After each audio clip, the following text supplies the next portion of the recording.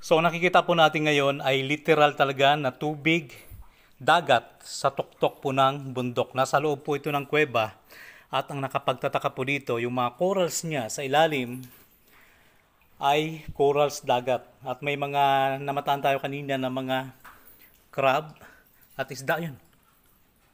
Sayang, dinagip ng camera. Kasi yung isda po dito ay kulay puti. So, nagtatago siya ngayon. Pero nakaka-amaze dahil kung titingnan natin yung paligid niyan, ayan, nasa loob po ito ng malaking kuweba na nasa tuktok ng bundok. At sa lahat po ng mga kuweba na pinuntahan namin, ito na po yung pinakamaganda, pinaka-the best sa buong mundo siguro.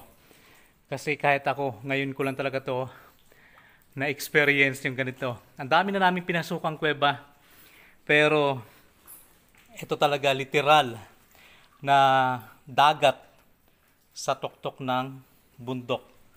Ano yun? Yan.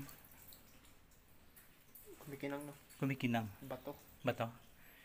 At saka ang linaw nyo.